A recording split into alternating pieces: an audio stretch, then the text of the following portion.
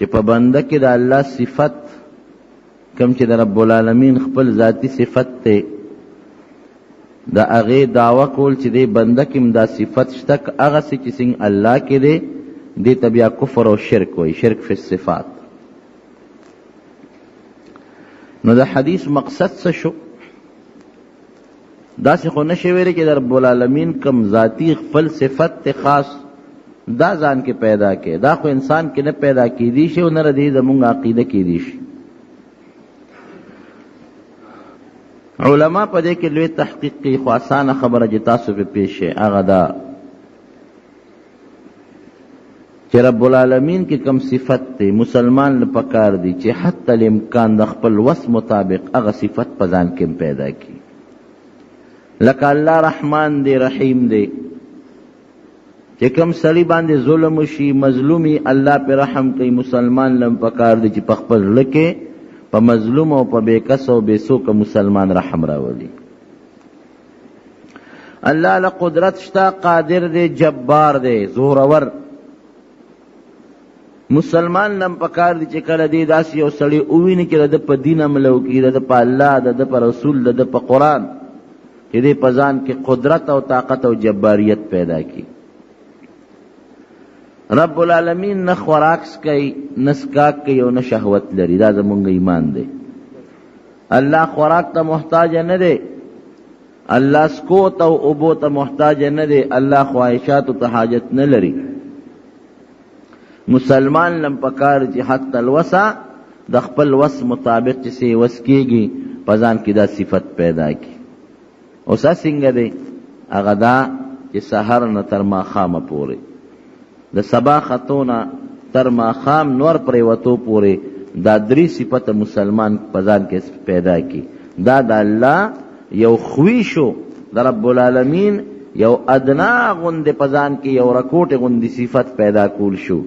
الله خوراک نه کوي، تا د پېشمني نه تر ماښامه پورې په ځان خوراک بند کړه، زیم نه کوم. الله وبنس کی تر پېشمني نه تر ماښامه پورې په ځان کې دا صفت پیدا کړه زه بنس کم. الله خواهشات نه لري، نو تام تر پېشمني نه ماښامه پورې په ځان کې دا صفت پیدا کړه چې کم از کم دومره غوندې د الله تعالی دا صفت تر پېشمني نه ماښامه پورې په ځان کې پیدا کم. دا هغه تخلق به اخلاق الله شو. دا الله دا یو خوی، دا الله دا یو صفت په ډېر ادنا مقدار کې په ځان کې پیدا کول. د دې نه زیات هم انسان طاقت لري. شواروز، دو شواروز هم بعض انسانان مضبوطی طاقتمنی په ځان لوږه تنده تیرولی شي، لیکن هغه بیا په انسان کړه او تکلیف راځي. او لا یکلف الله نفسا الا وسعها. الله په انسان په نفس دومره تکلیف اچي چې څونه برداشت کولی شي.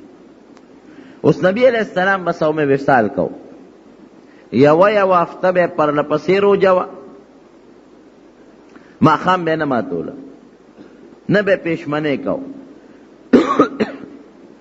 روژه به شروع که یو شواروز، دویم، دریم، پرلپسې منځ کې به سکه نه کوله، یو هفته، بلکې د دې نه زیات، د دې نه کم. نو صحابه کرام ورته وایي چې د الله رسوله ته خو مونږ د صوم وصال نه منې کې، صحابو ته به وایي تاسو به نه کوئ، او په خپله پرلپسې د افتاف ته روژئ. دا ولې؟ وی ما له الله زما روژئ او ما له الله رزق را کوي، زما روژئ او ما له الله ما سیرابئ. څه مطلب؟ ما له الله داسې طاقت را کوي چې زه وږې کېږم هم نه او تږې کېږم هم نه. تاسو به بالکل نه کوئ. ورته پته وه که د صحابو ته زه حکم کوم دی پیوس شروع کوي.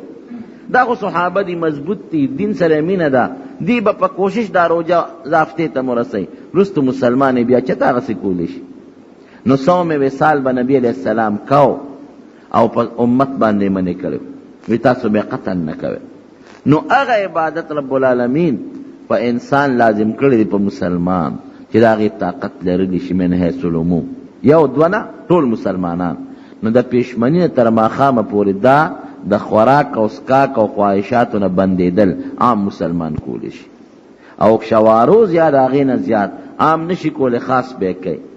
نو په دغې پابندي شوه. بس پېشمني نه ماښامه پورې روژه، دا د رب العالمین یو خوی او صفت ځان کې پیدا کول. نو چې دا په دې نیت تا روژه ونیوله هغه فلسفه دا شوه چې الله خوراک نه کوي زم دا الله دا صفت ځان کې پیدا کوم تر ماښامه پورې نه کوم الله اوبه نسکي زم داسې کوم الله خواهشات نه لري زم داسې کوم نو چې دا خدای پاک صفت په ځان کې پیدا کړي نو رب العالمین به پې څومره خوشحالېږي دې وجې نه رب العالمین په روژه زیات خوشحالېږي یو بل حدیث پاک کې راځي نبی علیہ السلام فرمایي چې د قیامت پر ورځ به د روژهدار د خولې نه یو بوی ځي خوشبویي خلوف ورته وایي په عربی کې لخلوف فم الصائم اطیب عند الله من ریح المسک یو دا خوله کې چې سړی مسواک ونه مږي نو د دې غاښونو هغه بوی ځي هغه به لرکې ګوره ښه شی نه دی یو چې سړی نار شي اوږي شي د دې خېټې نه یو هوا راوچتېږي د دې معدې د ناروالي نه یو هوا راوچتېږي هغې ته عربی کې خلوف وایي دغه بوی په رب العالمین داسې لګي لکه د مشکو د عنبرو نه خشته او مزېداره او یا بعض علما وایي چې د قیامت په ورځ باندې به د روژهدار د دې خولې نه یو خاص خوشبویي ځي ابه د مشکو د عنبرو د خوشبویۍ نه زیاته مزېداره د ورونو روژه دا په ځان کې د الله صفت پیدا کول دی اوس د روژې د نیولو طریقې کار لږ زده کول پکار دی او هغه مسایلو باندې ځان پویول پکار دي چې کم مسایل د روژې سره تعلق لري نو یو څو مسلې درته بیانو یو خو به نیت کې د روژې دپاره خصوصا د رمضان د روژې او بهتر دا دی چې نیت د شپې نه وکړي د پېشمني نه مخکې خو که د پېشمني نه مخکې چا نیت ونه کړ او د نیمې ورځې نه مخکې نیت وکړي نو هم خیر دی نیمه ورځ څه ته وایي د پېشمني سبا خطونه تر د نور پرېوتو پورې دا پوره ورځ ده دا په مین نیمه کا تقریبا دا 11-12 بجې ټیم راځي د دې نه مخکې به نیت کې او که د دغې نه مخکې د نیت ونه کړه او د ماسپښین لمونځ دی او که د هغې نه پس نیت کې مخکې د نیت نه کړی روژه دې نه کېږي لکه د هغې یو مثال به درله درکړم یو سړی مازدیګر بېهوشه شو شپه م پکې تېره شوه سارم دی بېهوشه و هېڅ خوراک څښاک یې ونه کړ ماسپښین لمونځ چې وشو داسې 2-3 بجې په هوش کې راغی دو خوراک څښاک نه دی کړی خو نیت یې نه د شپې کړی دی او نه نیت د ورځې او که د نیمې ورځې نه مخکې نو که د دې د پس دی خوراک څښاک نه کوي ماښام ته هغه خپل ځان رسی روژې نه کېږي نو په کار دا دی چې د شپې نه نیت وکړي خو که د شپې نه شي کولی د نیمې ورځې نه مخکې د نیت وکړي دا هم کافي ده اوس نیت په خولې لازم نه دی که یو سړی په خولې نیت کوي عربی کې وي بصوم غد نویت من شهر رمضان یا د رمضان د روژې نیت کوم یا په زړه کې دا وایي چې دا نیت زه کوم د رمضان د روژې بس دا هم کافي ده او زمونږ د خلکو دا پېشمنۍ نیت دی که نه پېشمنۍ چې مونږ کوو مونږ څه دپاره پېشمنۍ کوو دې دپاره کوو چې مونږ روژه نیسو نو چې کله پېشمنۍ کې هلکې دا راوله چې دا پېشمنۍ زه کوم دې له چې الله تعالی روژه ونیسم دا په هلکې خامخا راوله بس دا زمونږ او ستاسو د روژې نیت شو که نیت نه ګورې روژه نه کېږي د نیت نه پس نیت خو ته وکړه اوس به نه خوراک څکې نه به څښاک کې نه به خواهشات استعمالوې لیکن بعضې څیزونه داسې دي لکه یو سړي په ایره باندې خوراک او څښاک وکړ ایره د روژه بلکل کېناسته ډوډۍ وخوړه یو بوس کلی روژه پې ګورې نه ماتېږي په ایره یې روژه ته ایره اگر که په ډکه خولې ډوډۍ خوړلي او په ډکه خېټه وخوړله یا اوبې دومره وڅښلې چې ځان یې پې ښه برابر خېټه یې ډکه کړه خو یې روژه ورته یاده نه وه ایره وه به ایره روژه نه ماتېږي او که ستا مخکې یو سړی په ایره خوراک او څښاک کې یو ته ورته ګورې نو څه چل به کې مونږ خلک خو زر ورته یاد وي یا لکه روژه ده مسکه نه داسې نه ده خبره دې سړي ته وګوره که دا سړی کمزوری دی او که دی مضبوط دی نو که دا سړی قوي دی مضبوط دی نو ورته یاده که یا لکه ستا خو روژه ده چې هغه خپله خوراک بند کړي څښاک بند کړي او که سړی بوډا دی یا کمزوری دی یا بیمار دی مه یادوه غږ ورته مه کوه پرېږده چې هغه خوراک وکړي د هغې نه پس یې ورته وریاد که وروره خوراک خو دی وکړه خو روژه دی نو په یېره خوړلو او په یې رسکلو باندې روژه نه ماتېږي. یو سړی په لاره روان دی او د مرۍ ته لوګي لاړ، غیر اختیاري، د قصدن لوګي نه دی راښکلی، غیر اختیاري. یا دوړی مرۍ ته لاړه، یا خوشبویي تېره شوه، نو په دې باندې روژه نه ماتېږي. او که قصدن یې لوګي راښکه، لکه دا بعضې خلک سګرټ څکي، سګرټ اخو د خپل خواهش دپاره سګرټ څکي، ګورې روژه هم ماته شوه او کفاره به هم ورکوي. یو به د دغې روژې قضا کوي، یو 80 روژې به پرله پسې نیسي بیا چې قصدن سګرټ راکاږي. او که نه په یېره لوګي تېر شو، نه غریب په خوا کې اکثر زنانه ناستي، یا یېره نی قصدن لوګي رانه کېږي، هسې تېر شي، زنانه ده هغه نغري له پوکې ورکوي او لوګي یې تېر شو، خیر دی په دې نه ماتېږي، په دې نه ماتېږي. او که قصدن یې لوګي راښکه، نو که دا د خپل خواهش د سړولو دپاره لکه د سګرټ لوګي، نو 80 روژې د دغې روژې نه علاوه. او که د خپل خواهش د سړولو دپاره نو مویې لوګي دی، غریب ته پته نه لګي چې په دې روژه ماتېږي، ګرباتی چا لګولې ده، ده داسې پوزه راښکه، هغه لوګي یې تېر شو. نو خواهش سړولو دپاره نه، نو په دې بیا صرف قضا لازمیږي، روژه ماته شو، کفاره پې نه لازمیږي.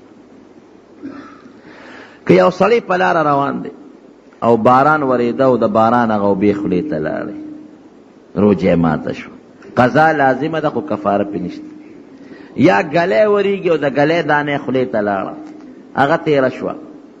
یا مچې دې مرۍ ته ورغې او تېر شو، نو په دې مچ تېرېدو روژه نه ماتېږي، نه پې قضا لازمیږي. او که ګلی یا باران یې تېر شو، نو په دې باندې روژه ماته شو، صرف قضا پې لازمیږي، کفاره پې نشته. یا یو سړی په سر باندې تیل ومږي، عموماً بعضې خلک چې په سر تیل ومږي، نو هغه غوړوالی دې مرۍ کې محسوسېږي. که ډېر مالش هم په دې سر باندې وکړي او هغه غوړوالی دې مرۍ کې محسوس شو، نو بیا هم پې ګورې روژه نه ماتېږي. یا یو سړي په سترګو کې دارو واچول او یا رانجه واچول، او د رانجو هغه رنګ یا دارو تریخوالی دې حلق کې محسوس که، په دې هم ګورې روژه نه ماتېږي. یا د یو سړي غوږ ته اوبه لاړې، په دې هم روژه نه ماتېږي. بعض علما وایي که په غوږ کې دارو واچول، نو روژه پې ماتېږي.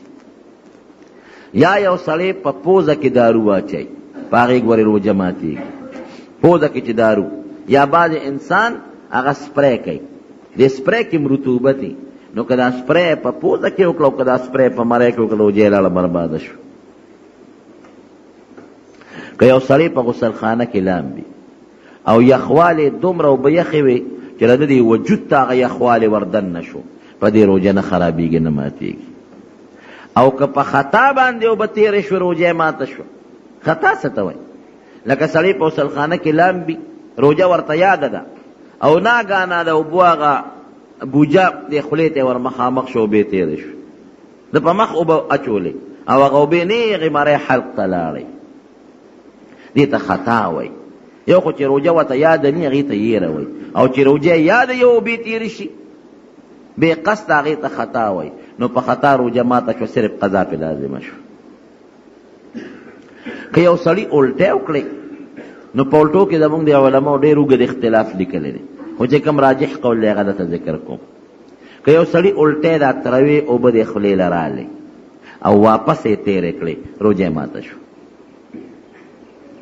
او که واپس یې تېرې نه کړې، وي توکلې، نو د دې ډېر اقسام دي. که دا په ډکه خوله وي او قصدن وي، دومره الټی وکړې چې خولې ډکه وه، او په قص یې وکړې، لکه مرۍ کې تالو کې ګوته ومنډله، نو روژه پې ماته شوه، قضا به لازمه شي، کفاره نه. او که بغیر د قصد نه وه، بې اختیاره وله الټی راځي، بې قصده، نو که په ډکه خوله وي او که لږې وي، روژه پې نه ماتېږي. او که په قصد الټی کوي خو په ډکه خوله نی، لږې وي، نو بیا هم پې روژه نه ماتېږي. عموماً زنانو ته د دې مسلې زیات ضرورت دی چې په ډکه خوله الټی وکړي او قصدن وکړي، قصدن په قصد، نو روژه ماته شوه.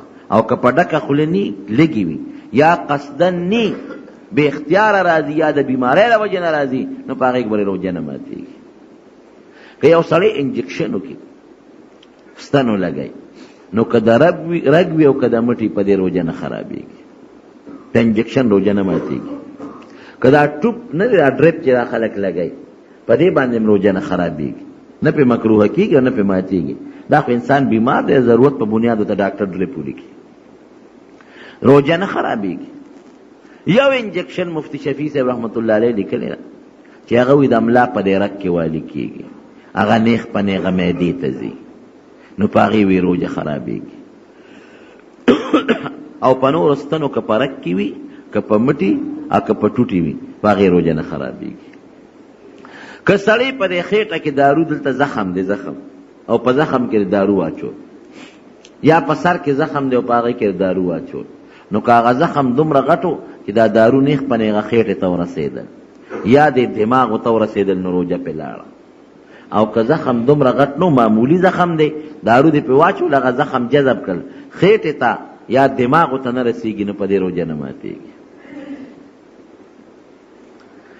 یو سړی په روژه کې نسوار اچوي، ګور یاد ساتئ په نسوارو روژه ماتېږي، بلکل ماتېږي، ځکه چې دا نسوار په دې خوله کې ټینګېږي نه دا خامخا تېرېږي.